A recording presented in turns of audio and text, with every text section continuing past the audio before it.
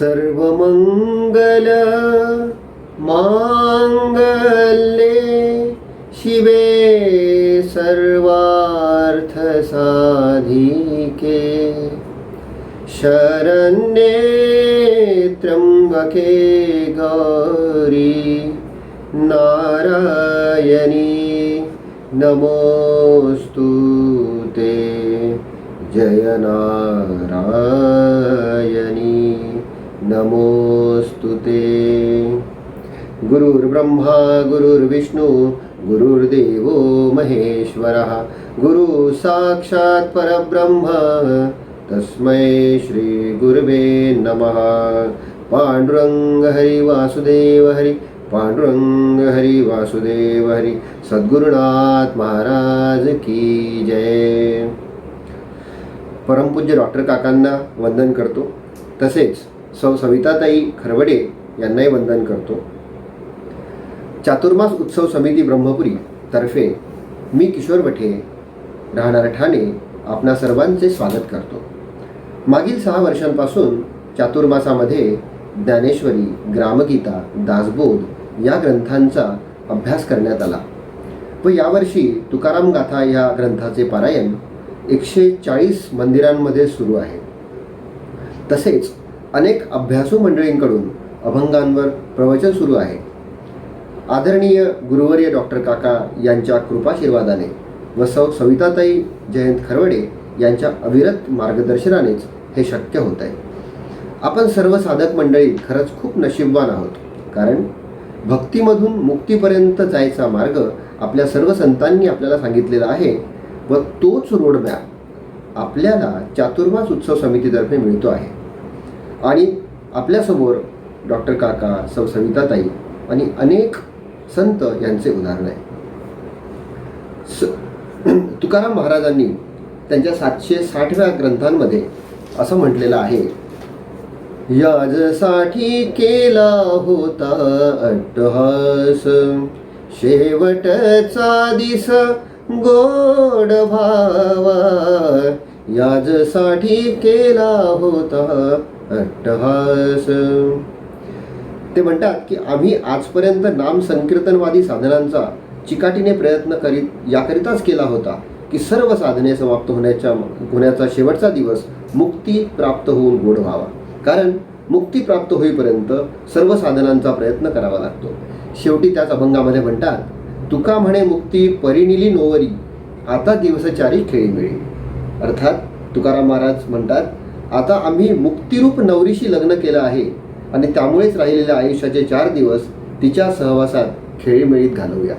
खरंच हा आध्यात्मिक आनंद आपल्याला मिळण्याकरिता आणि आपलं जीवन मूल्य आपल्याला जपण्याकरिता हा चातुर्मास उत्सव ही जी समिती आहे ही अविरत कार्य करते आहे। सचोटी, जिद्द व ध्यास या 3 गोष्टींचा संगम म्हणजे सौ सविताताई।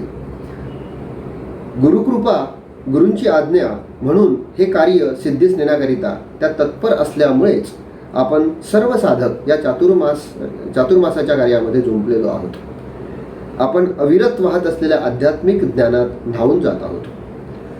परमपूज्य डॉक्टर काकांच्या प्रवचनांमधून व गाथेच्या रसामधून आपल्याला जीवन मूल्य काय, जीवन जगण्याच्या पद्धती काय, कुठलेही चॅलेंज कसे स्वीकारावे, कुठल्या क्षणी कसा विचार करावा, कुठली कृती कशी करावी हे सगळं कळतं आणि आपली सकारात्मकता वाढते। तसेच मन, बुद्धी आणि शरीर याचा मेळ साधता येतो। आज आपल्याला जे प्रवचनकार लाभलेले आहेत त्यांचा परिचय करून द्यायची जबाबदारी माझ्यावर आलेली आहे आणि हे मी माझे भाग्य समजतो। हरिभक्तपरायण श्री अशोकजी कौलवकर हे कोल्हापूरला वास्तव्याला असतात। ते डॉक्टर काकांचे अनुग्रहित आहेत। त्यांनी संत साहित्याचा अभ्यास डॉक्टर काकांच्या मार्गदर्शनात केला आहे। त्यांचे शिक्षण MA MAd असून त्यांनी प्राथमिक शिक्षक म्हणून 34 वर्ष सेवा केली आहे। 20 वर्षापासून शैक्षणिक व आध्यात्मिक विषयांवर त्यांची प्रवचने सुरू आहेत। विशेष सांगायचे तर 2020 सालचा जिल्हा परिषद कोल्हापूर इथला डॉक्टर सर्वपल्ली राधाकृष्णन आदर्श शिक्षक पुरस्कार त्यांना मिळाला आहे।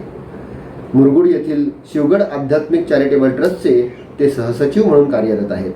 तर आज आपल्याला अशा अभ्यासू व्यक्तिमत्वाकडून गाथेचा अभंग क्रमांक 776 चा सार ऐकायचा आहे.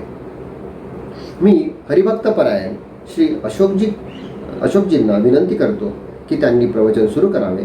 तत्पूर्वी एक भजन ऐका. नमस्कार.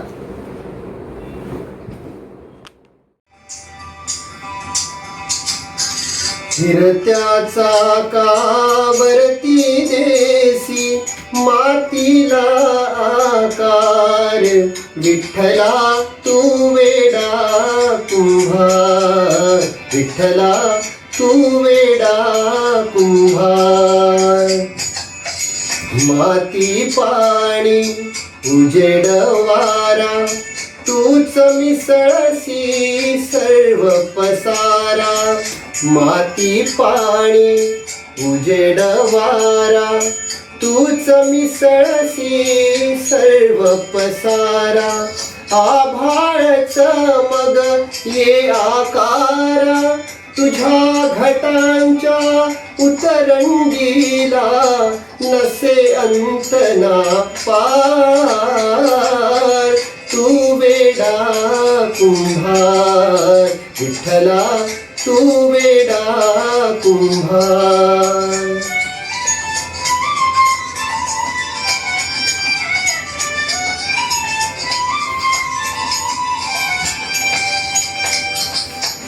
घटाघटांचे रूप आगळे, प्रत्येकाचे दैव वेगळे.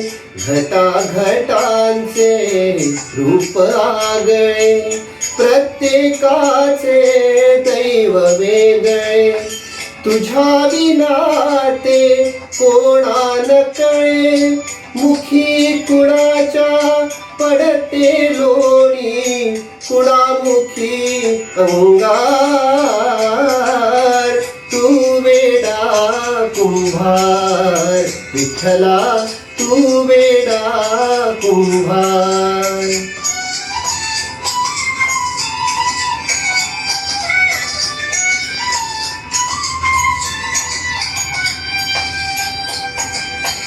तूच घडविसी तूच फोडीसी, कुरवाळीसी तूच ताडीसी.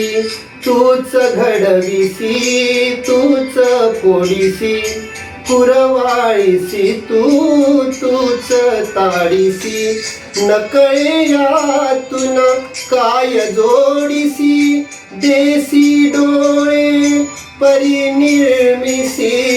तया पुढे अंधार. तू वेडा कुंभार, विठ्ठला तू वेडा कुंभार. फिरत्याचा कावरती देसी मातीला आकार, विठ्ठला तू वेडा कुंभार, विठ्ठला तू वेडा कुंभार. हरे राम राम राम हरे हरे, हरे कृष्ण कृष्ण कृष्ण हरे हरे.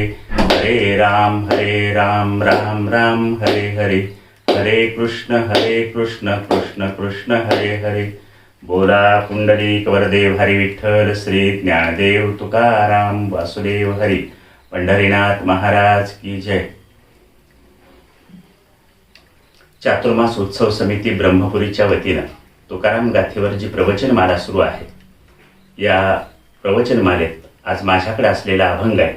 नम्र झाला भूता तेने कोंडिले अनंता, हेची शूरत्वाचे अंग हारी आणिला श्रीरंग. अवघा झाला पण लवण सकाळा कारण, तुका म्हणे पाणी पातळपणे तळा आहे. अभंगाचा सरळ अर्थ असा, जो भूतांजवळ नम्र होतो त्याला अनंताला कोंडण्याचं सामर्थ्य प्राप्त होतं, आणि हेच खरं शूरत्वाचं पराक्रमाचं लक्षण आहे. भगवंताला हार मानायला लावण्याचं सामर्थ्य नम्रतेमध्ये आहे. म्हणून तुकाराम महाराज पुढं म्हणतात, अवघा झाला पण लवण सकळा कारण. नम्रतेसाठी एक लवण म्हणजे मिठाचं उदाहरण दिलंय. मिठामुळे जशी जेवणाला चव येते त्याप्रमाणे नम्रतेमुळे आपलं जीवन शोभून दिसतं. आणि त्याच्या पुढं म्हणतात, तुका म्हणे पाणी पातळपणे तळा आणे. पाणी हे सुद्धा एक नम्रतेचं लक्षण आहे. ते पातळपणामुळं खड्ड्याच्या तळाची गाठ घेतं आणि तळाशी आल्यानंतर खड्डा भरला की मगच ते पुढं जातं. म्हणजे पाण्यामध्ये जी एक स्वाभाविक नम्रता आहे तशी नम्रता जीवाजवळ असली पाहिजे आणि त्या नम्रतेमुळेच आपल्याला अनंताला कोंडण्याचं सामर्थ्य प्राप्त होतं, असं तुकोबा या चरणात सुचवतात. यातलं पहिलं चरण फार महत्त्वाचं आहे. नम्र झाला भूता तेने कोंडिले अनंता. खरं तर गाथा हे एक शास्त्र आहे. तुकाराम महाराज म्हणतात, आयुष्याच्या साधने सच्चिदानंद पदवी घेणे. आपल्याला जे आयुष्य मिळाले ते आयुष्यात सच्चित आनंद रूपाची पदवी घ्यायची असेल तर जीवानं संतांच्या संगतीत राहिलं पाहिजे. संतांच्या साहित्यातून जी साधनं सांगितलेली आहेत त्या साधनांचा उपयोग करून आपल्या जीवनाला एक सुंदर आकार दिला पाहिजे. तुकाराम महाराज आपल्या स्वतःबद्दल म्हणतात, आम्ही वैकुंठवासी आलो याच कारणाशी बोलिले जे ऋषी साच भावे वर्ताया. खरं तर आम्ही वैकुंठवासी आहोत, पण ऋषीमुनींनी उपनिषद काळात जे तत्वज्ञान सांगून ठेवलं त्या तत्वज्ञानाचा उपयोग आपल्या जीवनात करता येतो. त्यामुळं आपलं जीवन सुंदर बनवता येतं. आपल्या जीवनातल्या सर्व प्रकारच्या दुःखांची निवृत्ती करून आपण परम आणि सर्वश्रेष्ठ अशा आनंदाला प्राप्त होऊ शकतो हे दाखवून देण्यासाठी आम्ही आलो आहोत. आलो उजळावया वाटा, असंही एक त्यांचं सांगणं आहे. साधकांच्या पाऊल वाटेवर जो अंधार पडलेला आहे तो अंधार काढून टाकण्यासाठी, त्यांच्या वाटेवर प्रकाश देण्यासाठी आम्ही आलो आहोत आणि हेच आमचं कर्तव्य आहे. तुकोबांच्या 4,500 अभंगातून याच प्रकारचा प्रकाश आपल्या साधकांच्या पाऊल वाटेवर पडलेला दिसतो. त्यामुळं तुकाराम गाथा हा एक शास्त्रग्रंथ आहे. त्या शास्त्रग्रंथाचा उपयोग करून आपण आपल्या जीवनाला एक निश्चित चांगला आकार देऊ शकतो, आपलं जीवन सुंदर बनवू शकतो, आनंदरूप बनवू शकतो. तुकारामांची जी गाथा आहे या गाथेत 4,500 अभंग आहेत. या अभंगात एकूण 6 विषय चर्चिलेले आपल्याला दिसतात. खंदारकर महाराजांनी हे 6 गट केलेत. ते असं म्हणतात की गाथेमध्ये भक्ती आहे, ज्ञान आहे, वैराग्य आहे, न्याय आहे, नीती आहे आणि धर्म आहे. समचरण दृष्टी विटेवरी साजिरी तेथे माझी हरिवृत्ती राहो. याच्यामध्ये भक्ती सांगितलेली आहे. न करी रे संग राही रे निश्चळ लागू नेदिमळ ममतेचा या नावे अद्वैत खरे ब्रह्मज्ञान अनुभवा वाचून बडबडते ह्याच्यात ज्ञान सांगितलं. बरे झाले देवा निघाले दिवाळे बरी या दुष्काळे पिढा केले किंवा आम्ही सदैव सुडके जवळी येतात चोर धाके याच्यात वैराग्य दिसून येतं. भले तरी देऊ काशीची लंगोटी नाठाळाच्या माती हनुकाठी यासारख्या अभंगातून न्याय दिसतो. परावी येणारे माऊली समान हे दिले निमून ठाईचेचे किंवा जोडून या धन उत्तम व्यवहारे उदास विचारे वीच करी या अभंगातून आपल्याला नीती दिसून येते. आणि विष्णुमय जग वैष्णवांचा धर्म भेदाभेद भ्रम अमंगळ यासारख्या अभंगात आपल्याला धर्माचं वर्णन दिसतं. आता हे जे 6 गट आहेत, तुकाराम गाथेतला कोणताही अभंग आपण वाचला तरी तो या 6 गटापैकी कोणत्या तरी एका गटात समाविष्ट करता येतो. आपण चिंतनासाठी घेतलेला जो अभंग आहे तो अभंग भक्तीच्या वाटेनं जाणारा, भक्तीच्या मार्गाने जाणारा आहे. नम्र झाला भूता तेने कोंडिली अनंता. याच्यात पहिल्या चरणामध्ये एक साधन सांगितले आणि साध्य सुद्धा सांगितले. नम्रतेचं साधन सांगितलंय आणि नम्रतेचं साधन केलं साधकानं तर त्याला मिळणारं जे फळ आहे ते फळ म्हणजे अनंताला कोंडण्याचं सामर्थ्य प्राप्त होतं. तो अनंताला कोंडू शकतो आणि अनंताला कोंडणं हाच खरा त्याचा शूरपणा आहे. भगवंताला हार मानायला लावणं याच्यात भक्ताचा, साधकाचा शूरपणा आहे आणि असा शूरपणा करण्याचं सामर्थ्य आपल्याला नम्रतेतून मिळतं. नम्रता म्हणजे काय हे आपण पहिल्यांदा समजावून घेऊ. नम्रता म्हणजे जीवनाचा स्थायी भाव आहे. आपलं प्रत्येकाला, प्रत्येक जण, प्रत्येक व्यक्ती, प्रत्येक जीव जीवनात कधी ना कधीतरी नम्र होत असतो. पण आणि असं नम्र होणं हा आपल्या जीवनाचा स्थायी भाव म्हणजे ती स्वाभाविक असते. नम्रता हा एक ज्ञानाचा आरंभ आहे असं म्हटलं तरी हरकत नाही. जर आपल्याला ज्ञान मिळवायचं असेल तर आपण कुठंतरी नम्र झालं पाहिजे. या दृष्टीनं भगवद्गीता सांगते, तद विद्धी प्रणिपातेन परिप्रश्नेन सेवया. श्रीगुरूंच्या जवळ जा आणि त्यांच्या पायाशी नम्र हो. श्रीगुरूंच्या जवळ जाऊन जर नम्र झालास तर तिकडून ज्ञानाचा प्रवाह तुझ्याकडे यायला सुरुवात होईल. जुन्या काळात आडातून विहिरीतून पाणी काढण्याची एक पद्धत होती. विहिरीतून पाणी काढण्यासाठी एखादी स्त्री घागर किंवा बादलीला दोरी बांधून ती घागर किंवा बादली विहिरीत सोडते. विहिरीत खाली पाण्याजवळ पोहोचल्यावर ती घागर किंवा बादली पाण्यावर तरंगत राहते, त्याच्यात पाणी भरत नाही. तेव्हा वर उभा असलेल्या स्त्रीला असं कळतं की जर घागर किंवा बादली तिरकी झाली तरच त्याच्यात पाणी भरेल. मग ती दोरीला एक जोराचा हिसडा मारते. दोरीला जोराचा हिसडा मारला की घागर किंवा बादली तिरकी होते आणि मग त्याच्यात पाणी भरतं. या व्यवहारातल्या दृष्टांतावरून आपल्याला काय कळतं? जर घागर किंवा बादलीमध्ये पाणी भरायचं असेल तर घागरीला किंवा बादलीला वाकावं लागतं, त्याशिवाय त्याच्यात पाणी भरत नाही. तसं श्रीगुरूंच्या जवळ किंवा भगवंताजवळ नम्र झाल्याशिवाय आपल्याला ज्ञान मिळणार नाही. म्हणून ज्ञान मिळवायचं असेल तर नम्रता अंगीकारलीच पाहिजे. म्हणून नम्रता हा ज्ञानाचा प्रारंभ आहे. दुसरा एक विचार आहे की नम्रता ही ज्ञानाची कसोटी आहे. ज्ञानाची कसोटी म्हणजे काय? ज्या व्यक्तीच्या जीवनामध्ये ज्ञान अवतीर्ण होतं ती व्यक्ती नम्र असलीच पाहिजे. जर नम्र नसेल तर तिथं ज्ञान आहे असं आपल्याला म्हणता येणार नाही. आणि म्हणून नम्रता ही ज्ञानाची कसोटी आहे. एक दृष्टांत बघू आपण. समजा निसर्गात झाडं वेली असतात. ही निसर्गातली झाडं वेली जेव्हा फळाफुलांनी बहरून येतात तेव्हा ती नम्र होतात, लवतात. एखादी केळ असते, केळीला मोठा केळीचा घड आला की ती नम्र होते, वागते, लवते. त्याप्रमाणे ज्या व्यक्तीच्या जीवनात ज्ञानाचं फळ येतं ती व्यक्ती सुद्धा नम्र झालीच पाहिजे, ती होतेच. म्हणून नम्रतेचं साधन करून आपण ज्ञानापर्यंत पोहोचू शकतो. आणि अस्सल ज्ञानाचं प्रतीक म्हणून आपल्या अंगी सहज नम्रता येते. नम्रतेचं एक दुसरं वर्णन आहे. नम्रता म्हणजे आपल्या अहंकाराची कमीत कमी कल्पना, आपल्या अहमपणाची कमीत कमी जाणीव म्हणजे नम्रता. आता अहंकार या शब्दावर ज्ञानदेवांचे एक छान ओवी आहे. हा विचारुनी अहंकारो सांडीजे तरी असतची वस्तू होईजे, आपली स्वस्ती सहजे आपण केली. साधकाने विचार करून आपला अहंकार काढून टाकावा. आणि हा विचारुनी अहंकारो सांडीजे म्हणजे विचारपूर्वक जर अहंकार काढून टाकला तर त्याला आत्मवस्तूची प्राप्ती होते आणि आपणच आपलं कल्याण केल्यासारखं होतं. ज्ञानदेवांची भाषा आणि तुकोबांची भाषा वेगवेगळी असली तरी जे सांगायचं आहे ते एकच आहे. ज्ञानदेव म्हणतात अहंकार काढून टाका, तर तुकाराम महाराज म्हणतात नम्र व्हा. आणि नम्र होणं आणि अहंकार काढून टाकणं याचं तात्पर्य जे आहे ते एकच आहे. नम्र झाला भूता तेने कोंडिले अनंता. आणि विचार करून जर अहंकार काढून टाकला तर विचारपूर्वक काढलेल्या अहंकारानं आपल्याला आत्मवस्तूची प्राप्ती होते. नम्रतेचं दुसरं एक वर्णन असं करता येतं की आपल्या निरोगी अवयवाबद्दल असलेली जी आपली बेभान अवस्था असते, म्हणजे आपले शरीर निरोगी असेल तर आपण शरीराचं फारसं भान आपल्याला राहत नाही. त्याच्यामध्ये जेव्हा बिघाड होतो तेव्हा मात्र आपलं त्याच्याकडे जास्त लक्ष जातं. तेव्हा शरीराच्या निरोगीपणाबद्दल, निरोगी अवयवांबद्दल जेव्हा आपली बेभान अवस्था असते तशी आपली सर्व गोष्टींबद्दलची अवस्था म्हणजे नम्रता. तुकाराम महाराज म्हणतात मिठाशिवाय जेवणाला चव येत नाही, तसं नम्रतेशिवाय जीवन शोभून दिसत नाही. पाणी पातळपणानं जशी तळाची भेट घेतं ही पाण्याजवळ असलेली नम्रता आहे. निसर्गातल्या अनेक गोष्टीत आपल्याला नम्रता दिसून येते. नम्रतेनं ज्ञान मिळतं तर अस्सल ज्ञानामुळे नम्रता सहज होते. एक सुभाषित आहे, विद्या विनयेनं शोभते, नम्रपणानं विद्यासुद्धा शोभून दिसते. तुकोबा म्हणतात महापुरे झाडे जातील ते लवाळे वाचती. महापुरात मोठी मोठी झाडं कोसळतात का? तर ताट मानेनं उभा राहिलेलं झाड हे अहंकाराचं प्रतीक आहे. तर तिथं असलेले लवाळे हे पाण्याची लाट आली की वागतात, नम्र होतात. पाण्याची लाट निघून गेली की पुन्हा नव्यानं उभा राहतात. म्हणून लवाळे हे नम्रतेचं प्रतीक आहे, तर ताट मानेनं उभा राहिलेली झाडं हे अहंकाराचं प्रतीक आहे. भगवान श्रीकृष्णांच्या मुखात ओठांवर बासरी असते. त्या बासरीला काही छिद्र असतात.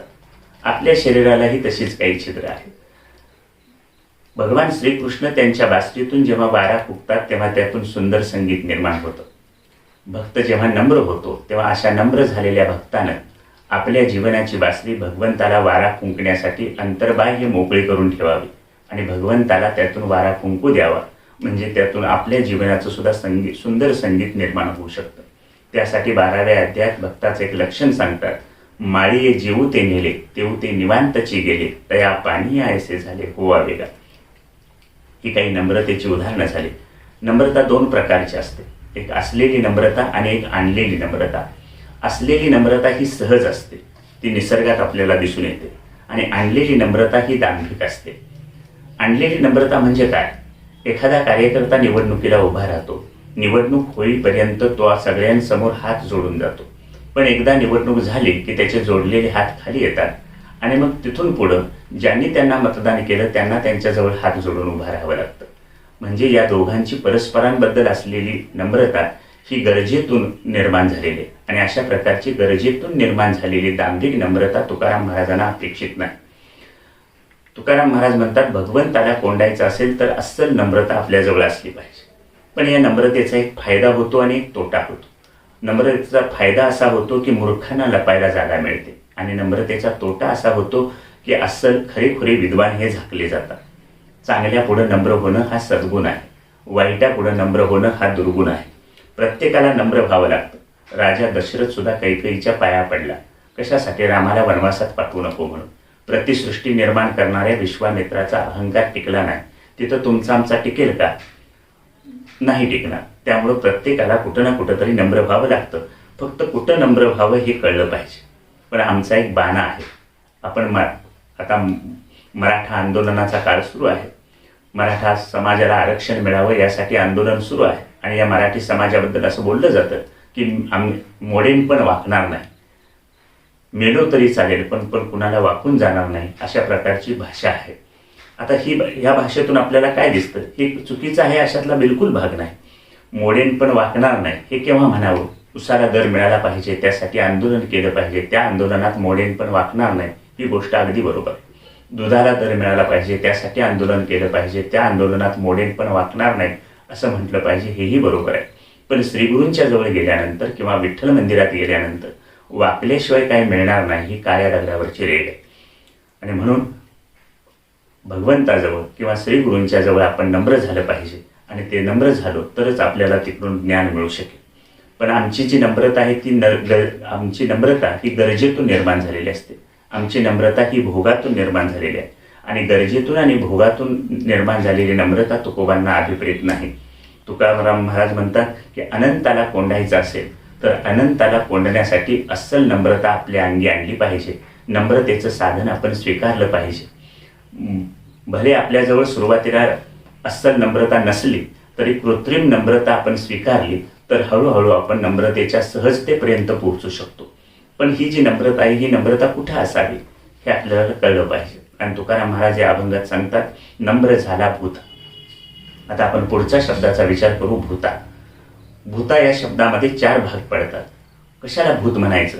त्यातल्या आपल्याला तुम्हाला आम्हाला माहीत असलेली एक पारंपरिक कल्पना आहे भूताची, ती म्हणजे जे स्मशानात भूत असतं, वडाच्या पिंपळाच्या झाडावर असणारं, कुठल्या तरी निर्जन स्थळी असणारं भूत, पडक्या वाडे, ही काही भूतांचे पत्ते आहेत. खरं तर अशा प्रकारचे भूतांचे पत्ते कुठेही दिलेले नाहीत. हे जनसामान्यानं अज्ञानातून कल्पनेतून आपण लोकांनी सगळ्यांनी निर्माण केलेले आहेत, आणि आपण या ठिकाणी भूत असतात असं मानतो. पण तुकाराम महाराजांच्या गाथेमध्ये आणि ज्ञानदेवांच्या ज्ञानेश्वरीमध्ये अशा प्रकारच्या कोणत्याही भूताचा उल्लेख आलेला नाही. आपण जर खरेच ज्ञानबा तुकारामांचे अनुयायी असू तर अशा प्रकारच्या भूतांच्या नादी लागण्याचा काही आपल्याला उपयोग होणार नाही, किंवा नादी लागण्यात काही अर्थ नाही. आता अशा भूतांच्या नादी का लागायचं नाही? काही लोक अशा भूतांचा उल्लेख करतात, पण ती त्यांची कल्पना असते, आणि अशा अंधश्रद्धेतून आपण बाजूला झालं पाहिजे. एक उदाहरण सांगतो. पुण्याच्या नाशिकच्या पंचवटी स्मशानभूमीमध्ये सुनीता पाटील नावाची एक महिला स्मशानभूमीत कर्मचारी म्हणून काम करते. तिला काही वर्षापूर्वी सह्याद्री वाहिनीचा हिरकणी पुरस्कार देण्यात आला या कामाबद्दल. तिची जेव्हा पत्रकारांनी भेट घेतली तेव्हा पत्रकारांनी भेट घेऊन तिला प्रश्न विचारला की तुम्ही स्मशानभूमीत काम करता, आजपर्यंतचा परंपरागत प्रघात असा आहे की स्मशानभूमीमध्ये भूतं असतात. तुम्हाला असा कधी भूताचा अनुभव आला का, किंवा भूतानं तुम्हाला कधी त्रास दिला का? तेव्हा सुनीता पाटील यांनी दिलेलं उत्तर फार मार्मिक आहे. त्या पत्रकारांना म्हणाले, मी इतकी वर्ष स्मशानभूमीत काम करते पण यातल्या एकाही भूतानं मला कधी दर्शन दिलं नाही. पण ज्या जिवंत माणसांच्या जगात मी राहते त्या जगातल्या जिवंत माणसांच्या जगातल्या भूताने मात्र मला फार त्रास दिला. आपण सगळेजण समजूतदार आहोत. या उत्तरातच त्यांना काय म्हणायचं आहे ते लपलेलं आहे. समजदार के लिए इशारा काफी है. यापेक्षा याबद्दल अधिक काय बोलावं. भूताचा दुसरा प्रकार आहे पंचमहाभूत. आपण सर्वांनी अनेक कीर्तन प्रवचनं ऐकली आहेत, अनेक संतांचे ग्रंथ वाचलेले आहेत, आणि या साहित्यातून ग्रंथांमधून कीर्तन प्रवचनामधून एक शब्द वारंवार आपल्या कानावर पडतो, तो म्हणजे पंचमहाभूत. पृथ्वी, आप, तेज, वायू आणि आकाश ही पंचमहाभूत आहेत. या 5 महाभूतांनी हे सगळं जग निर्माण झालेलं आहे. पंचमहाभूतांनी या सर्व आजूबाजूच्या आपल्या वस्तू बनलेल्या आहेत. आम्ही संसार करतो म्हणजे तरी काय करतो? पंचमहाभूतांनी बनलेल्या ह्या सगळ्या वस्तू आम्ही आमच्या घरात जमा करतो. त्यांचा संग्रह करतो, म्हणजेच आमचा हा संसार आहे. खरं तर पंचमहाभूत ही जड आहेत आणि मी चेतन आहे. पण पंचमहाभूत जड आहेत आणि मी चेतन आहे. आता यातलं श्रेष्ठ कोण? खरं तर चेतन तत्व श्रेष्ठ आहे. पण आपण सगळेजण चेतन तत्व असून सुद्धा जडाच्या मागे लागलेलो आहोत. आपल्या आजूबाजूच्या सगळ्या वस्तू पंचमहाभूतांनी बनलेल्या आहेत. एक उदाहरण घेऊ. समजा हे घड्याळ आहे. हे घड्याळ जड आहे का चेतन आहे? हा जड आणि चेतनाचा विवेक आपल्या जीवनात नेहमी उपयोगाला पडतो. घड्याळ जड आहे की चेतन आहे? आता घड्याळाला जड म्हणतात. का जड म्हणायचं? तर जडाची एक व्याख्या आहे. जड म्हणजे काय? ज्याला आपलं स्वतःचंही ज्ञान होत नाही आणि जे दुसऱ्याचंही ज्ञान करून देत नाही त्याला जड म्हणतात. उदाहरणार्थ हे घड्याळ आहे. या घड्याळाला आता माझ्यात किती वाजलेत हे कळत नाही. आपली किंमत किती आहे हे घड्याळाला माहीत नाही. माझा मालक कोण आहे हे घड्याळ सांगू शकत नाही. म्हणून घड्याळ जड आहे. पण घड्याळाच्या बाबतीतल्या सर्व प्रश्नांची उत्तरं मला कळतात. म्हणून मी चेतन आहे. मग श्रेष्ठ कोण? जड श्रेष्ठ की चेतन श्रेष्ठ? याचं उत्तर आहे चेतन श्रेष्ठ. पण आपण सगळेजण जडाच्या मागे लागलेलो आहोत. दुसरं एक उदाहरण घेऊ. समजा एक 2000ची नवी नोट आहे. रस्त्यावर पडलेली ही 2000ची नवी नोट जड आहे का चेतन आहे?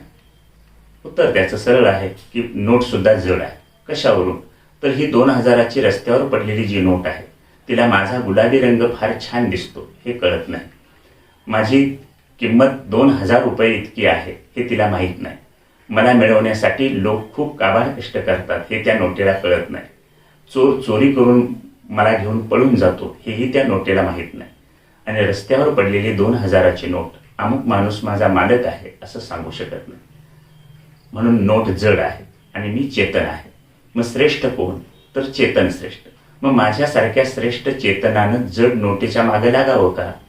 हा असा प्रश्न निर्माण. क्षणभर आपण मानू की संसार करण्यासाठी ह्या सगळ्या गोष्टी आवश्यक आहेत. आज तर पैशाशिवाय काही चालत नाही. त्यामुळे संसारी माणसाचा पैसा हाच खरा देव आहे. पण या सगळ्या गोष्टी जड आहेत. दुसरं एक उदाहरण घेऊ. आपली आवडती गोष्ट आहे सोनं. सोनं हे पृथ्वी तत्वाचं आहे. पृथ्वी तत्व जड आहे. आता पृथ्वीच्या पोटात सोन्याचे कण सापडतात. ते काढून आपण अंगठीत किंवा दागिने तयार करतो. समजा एक 2-3 ग्रॅमची अंगठी रस्त्यावर पडलेली आहे. ही सोन्याची अंगठी जड आहे का चेतन आहे? त्याचं उत्तर आहे ही जड आहे. कारण का? तर या सोन्याच्या अंगठीला सुद्धा माझा मालक कोण आहे हे सांगता येत नाही. माझा आजचा दर काय आहे हे तिला कळत नाही. माझ्या अंगावरची कलाकुसर फार सुंदर दिसते, छान दिसते. मी अमुक एका व्यक्तीच्या हातात गळ्यात शोभून दिसते. यापैकी तिला काहीही कळत नाही. म्हणून सोनं सुद्धा कसं आहे? जड आहे. आणि मी मात्र चेतन. पण आम्ही श्रेष्ठ असलेले चेतन या जड वस्तू गोळा करण्याच्या मागे लागलेलो आहोत. आमचा सगळा संसार सोनं आणि पैसा या 2 गोष्टींवर चालतो. म्हणजे आम्ही सगळे जडाच्या मागे लागलेलो आहोत. समजा एक 2 ग्रॅमची अंगठी आपल्याकडून हरवली तर त्याच्यासाठी किती डोळ्यातून पाणी काढावं? 2 ग्रॅमच्या अंगठीसाठी घागरभर पाणी डोळ्यातून काढावं इतकी तिची योग्यता आहे का? किंवा इतकी त्याची लायकी आहे का? याचा आपण विचार केला पाहिजे. आणि असा जड चेतनाचा जर विवेक केला तर मी सर्वश्रेष्ठ चेतन असल्यामुळं संसार चालवण्यासाठी जडाचा आवश्यक तेवढा उपयोग जरूर करावा. पण त्याच्यात अडकून पडावं. त्याच्या जाण्या येण्यानं, त्याच्या संयोग वियोगानं आपण दुःखी व्हावं इतकी त्यांची योग्यता नाही याचा एकदा पक्का निर्धार केला पाहिजे. म्हणून पंचमहाभूताच्या नादी लागू नये. जर आपण पंचमहाभूतांनी बनलेल्या वस्तूंच्या जाण्या येण्यानं, त्यांच्या संयोग वियोगानं दुःखी झालो तर याचा एक निर्णय नक्की होऊन जातो की आपण जगाला नम्र झालेलो आहोत. आणि तुकाराम महाराज म्हणतात, जर अनंताला कोंडायचं असेल तर अशा जगांना, पंचमहाभूतांना नम्र होऊन चालणार नाही. पंचमहाभूतांना नम्र होऊन अनंताला कोणता येणार नाही. 2 निकाल लागले. एक पहिला, स्मशानातल्या भूतांना नम्र होण्याची आवश्यकता नाही. आणि दुसरं, पंचमहाभूतांना सुद्धा साधकाने नम्र होऊ नये. तिसरा एक प्रकार आहे जीव. तुकाराम ज्ञानेश्वर महाराज म्हणतात, जे जे भेटे भूत ते ते मानिजे भगवंत. प्रत्येक जीव हा भगवंताचा अंश आहे. आता एका जीवानं दुसऱ्या जीवापुढे नम्र व्हावं का? असा प्रश्न.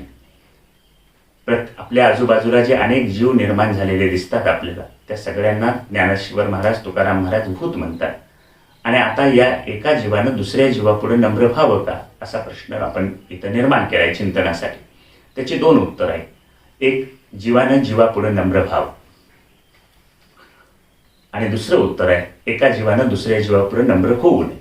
आता व्हावं असं मी का म्हटलं, तर मुलांनी आई वडिलांना नमस्कार करावा.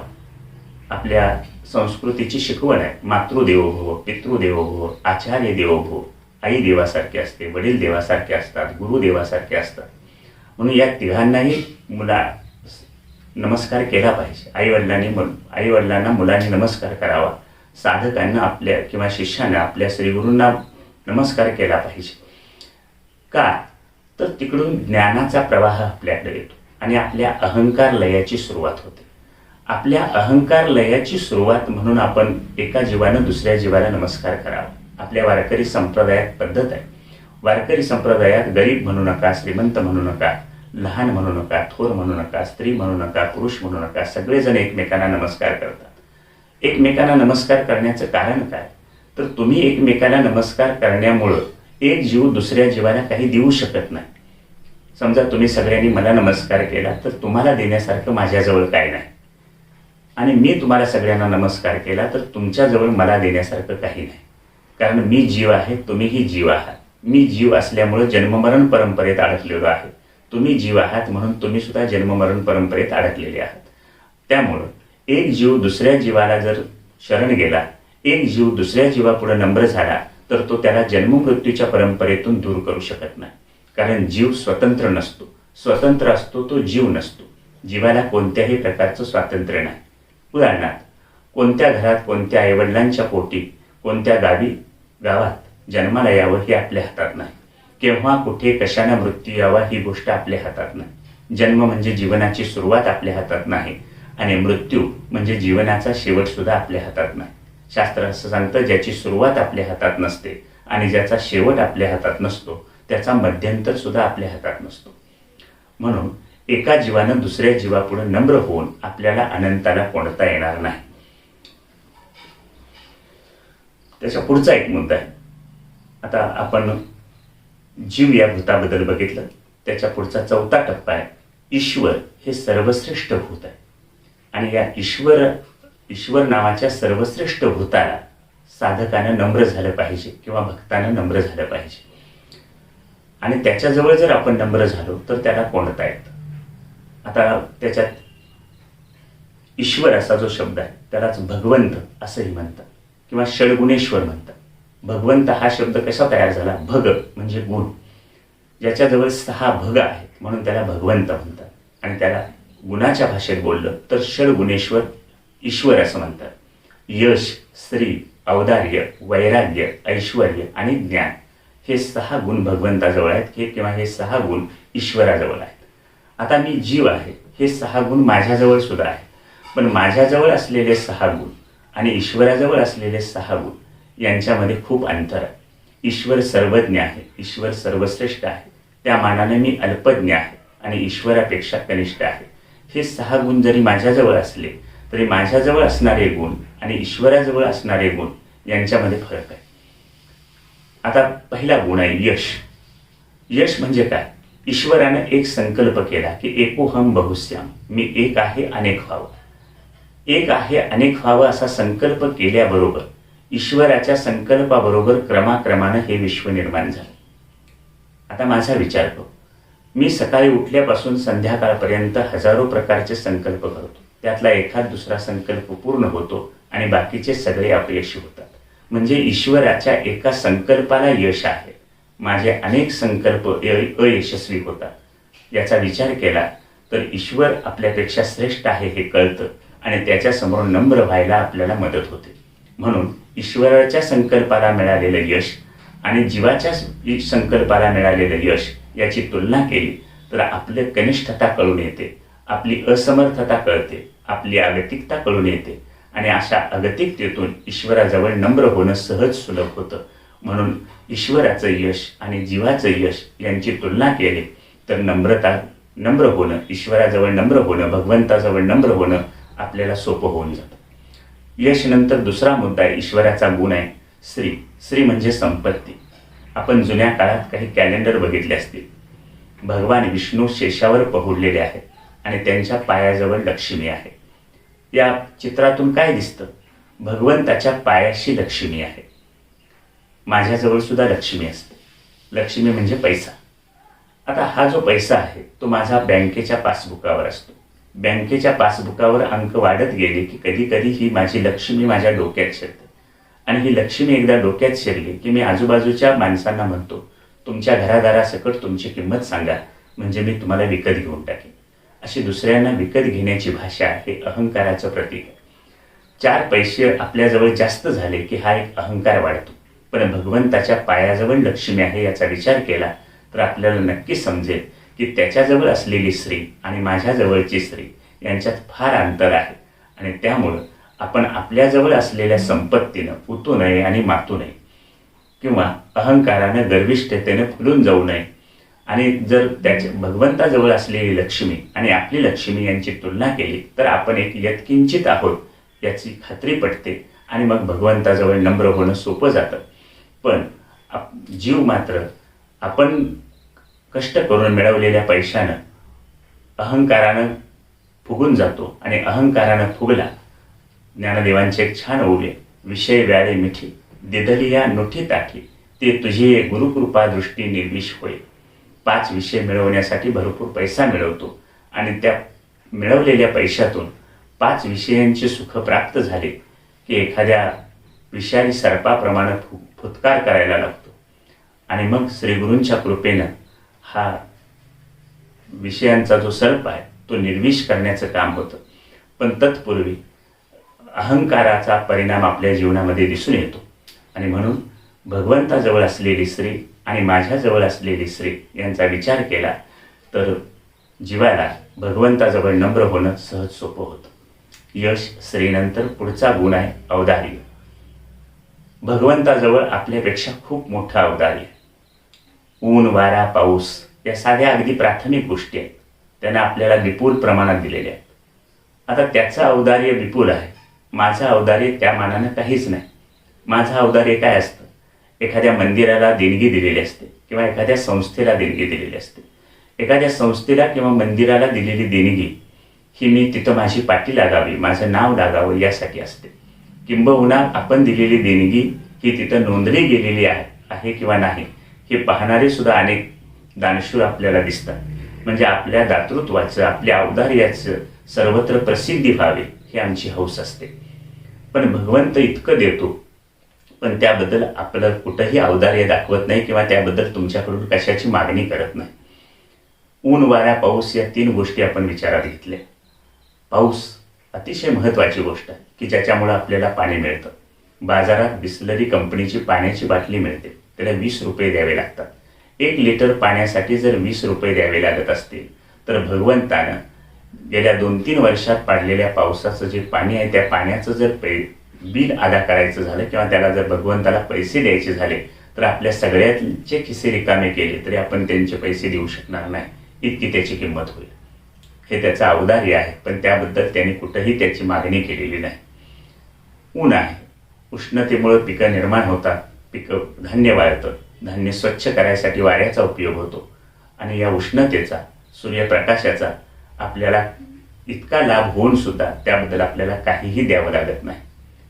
वाऱ्यासारखा विचार आहे. मे महिन्यामध्ये, एप्रिल महिन्यामध्ये खूप कडक उन्हाळा असतो. या उन्हाळ्याच्या काळात आपल्याला घरात फॅन लावून वारं घ्यावं लागतं. जेव्हा विजेची बिलं येतात तेव्हा त्या वाऱ्याची किंमत द्यावी लागते. पण निसर्गात आपल्याला सहजपणानं जो वारा उपलब्ध आहे त्याबद्दल आपल्याला काहीही द्यावं लागत नाही.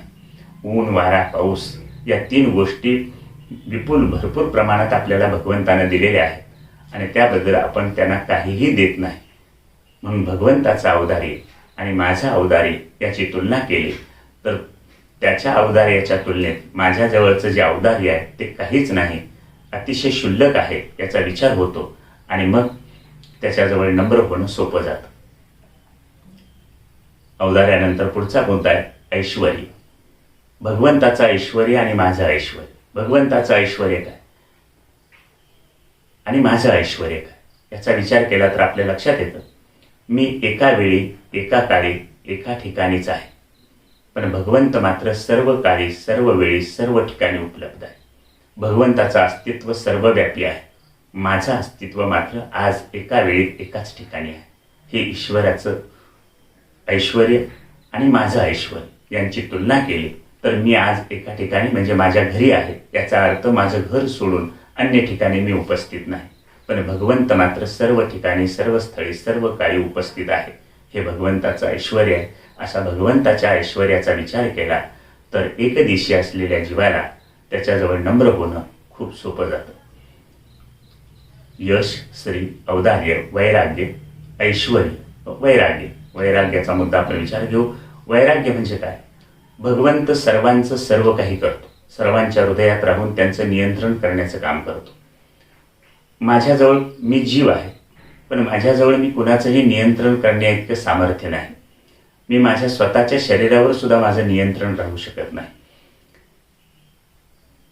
भगवंत सगळ्यांचं सगळं करतो, पण मी केलं असं म्हणत नाही. जीव मात्र मी केलं, मी आणि माझं माझं म्हटल्याशिवाय राहत नाही.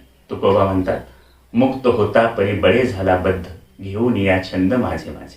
जीव मूळचा मुक्त होता, पण अहंकारानं बद्ध झाला आणि तो मी आणि माझं माझं म्हणायला लागला.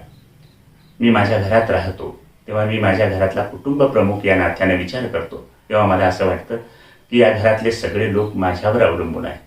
मी यांना खायला प्यायला घालतो म्हणून यांचं सगळं चालतं. भगवंत सर्व विश्व चालवतो, सर्व सृष्टीचं अनुशासन करतो, पण मी केलं असं म्हणत नाही. पण मी मात्र घरात मी केलं म्हणून हे सगळं झालं, मी तुम्हाला अन्न घालून पोसतो किंवा मी तुमचा पोशिंदा आहे, अशा प्रकारची भाषा वापरतो. आणि त्यामुळं कर्तृत्व आणि भोक्तृत्वाचा अहंकार जीवाजवळ निर्माण होतो आणि हा कर्तृत्वाचा भोक्तृत्वाचा अहंकारच जीवाला दुःख भोगायला लावतो. भगवंताजवळ असा कर्तृत्वाचा आणि भोक्तृत्वाचा अहंकार अजिबात नाही. म्हणून कर्तृत्व भोक्तृत्व बाळगणाऱ्या जीवानं आपला कर्तृत्वाचा आणि भोक्तृत्वाचा अहंकार बाजूला ठेवावा आणि सर्वश्रेष्ठ अशा ईश्वराला नम्र व्हावं. भक्ती, ज्ञान, वैराग्य, ऐश्वर्य आणि शेवटचा गुण आहे ज्ञान. ज्ञान हेच देवाचं स्वरूप आहे. ज्ञानदेव असं आपण म्हणतो. ज्ञान म्हणजेच देव, देव म्हणजेच ज्ञान. ईश्वर सर्वज्ञ आहे, मी जीव अल्पज्ञ आहे. मला एखाद्या या जीवसृष्टीतल्या एकाही विषयाचं संपूर्ण ज्ञान नाही. एखादा कुठलाही एक विषय घेतला तरी त्या विषयातलं 100% ज्ञान माझ्याजवळ नाही.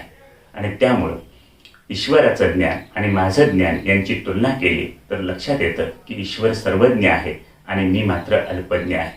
कुठंतरी 4 पुस्तकं वाचली की 4 पुस्तकातून मिळालेल्या माहितीच्या जोरावर मी अहंकाराने फुगून जातो. ज्ञानदेव म्हणतात, नवल अहंकाराची गोठी, विशेष न लगे अज्ञानाचे पाठी, झोंबे सज्ञानाचे कंठी, नाना संकटी नाचली. अज्ञानी माणूस ठरवून टाकतो की या जगातलं मला काही कळत नाही. पण ज्याने 4 पुस्तकं वाचलेली आहेत, अशा 4 पुस्तकं वाचलेल्या माणसाला आपल्या ज्ञानाचा फार अहंकार होतो आणि तो गर्वाने फुगून जातो. पण हा अहंकारच त्याला दुःखात लोटतो. हा अहंकारच त्याच्या नरडीचा घोट घेतो, कारण तो स्वतःला ज्ञानी समजत असतो. आपलं ज्ञान हे ईश्वराच्या ज्ञानाच्या मानानं यत्किंचित आहे. आपण अल्पज्ञ आहोत आणि ईश्वर सर्वज्ञ आहे. असा यश, श्री, औदार्य, वैराग्य, ऐश्वर्य आणि ज्ञान या ईश्वराच्या 6 गुणांबद्दल आणि आपल्याजवळ जीवाजवळ असलेल्या 6 गुणांबद्दलची जर चिंतन केलं तर आपल्याला लक्षात येईल की या जीव अल्पज्ञ असल्यामुळं जीवानं ईश्वराजवळ नम्र झालं पाहिजे. आणि अशा प्रकारे जर आपण ईश्वराला नम्र झालो तरच त्याला कोंडता येईल. आता त्याला कोंडायचं आहे ते कोणत्या प्रकारानं कोंडता येईल याबद्दलचा आपण थोडासा विचार करू. आई कोंडण्याचे प्रकार आहेत. आई मुलाला कोंडते आणि पोलीस एखाद्या गुन्हेगाराला कोंडतात. आई जेव्हा मुलाला कोंडते तेव्हा मूल हा आईच्या प्रेमाचा विषय असतो. म्हणजे मूल घरातून बाहेर जाऊ नये, त्याचा अपघात होऊ नये, फार फार तर त्याला दृष्ट लागू नये, अशा प्रकारच्या काळजीनं आई मुलाला कोंडते. आईनं जरी मुलाला कोंडलं तरी मूल हा आईच्या प्रेमाचा विषय असतो. कोंडण्याचा दुसरा प्रकार आहे पोलिसांचा. पोलीस एखाद्या गुन्हेगाराला पकडतात आणि कोंडतात. त्यानं गुन्हा कबूल करावा म्हणून त्याला मारहाण करतात, अन्न देत नाही. आता मूल हा आईच्या प्रेमाचा विषय असतो. इथं गुन्हेगार हा काही पोलिसांच्या प्रेमाचा विषय नसतो, उलट तो तिरस्काराचा आणि द्वेषाचा विषय असतो. गुन्हेगाराकडून गुन्हा कबूल करून घ्यावा म्हणून पोलीस सर्व खटाटोप करतात. आता आपल्याला जर ईश्वराला कोंडायचं असेल तर या 2 प्रकारापैकी कोणत्या प्रकारानं कोंडावं? समजा दुसरा प्रकार आहे, पोलीस जसे गुन्हेगाराला कोंडतात तसं ईश्वराला कोंडायचं ठरवलं तर काय करता येईल? एक विचार करू आपण. पोलीस गुन्हेगाराला कोंडतात तसं जर आपण ईश्वराला कोंडू लागलो तर ईश्वरानं गुन्हा कोणता केला? मला माणूस म्हणून जन्माला घातलं, हा ईश्वरानं गुन्हा केला का? धर्म, अर्थ, काम, मोक्ष हे 4 पुरुषार्थ माझ्यासाठी तयार केले, हा गुन्हा केला का? हा गुन्हा नाही केलेला. त्यामुळे ईश्वराला कोंडता येणार नाही. उलट हे ईश्वराचे माझ्यावर उपकार आहेत की मला माणूस म्हणून जन्माला घातलं, माझ्यासाठी धर्म, अर्थ, काम आणि मोक्ष असे 4 पुरुषार्थांची निर्मिती केली. त्यातूनही त्याला कोंडायचं ठरवलं तर ईश्वर सर्वव्यापी आहे. कुठे एरवडा आणि कुठं पंढरपूर. ईश्वराला कोंडायचं ठरवलं तर कोणत्या तुरुंगात बंदिस्त करता येईल? ईश्वराला बंदिस्त करता येईल असा तुरुंगच पोलिसांजवळ नाही. त्यामुळे पोलीस जसे गुन्हेगाराला कोंडतात तसे ईश्वराला कोंडता येणार नाही. मग आपल्याजवळ मार्ग उठतो, तो म्हणजे आईनं मुलाला कोंडणं. आई मुलाला कोंडते तेव्हा मूल हा आईच्या प्रेमाचा विषय असतो, त्यामुळे ती कोंडते.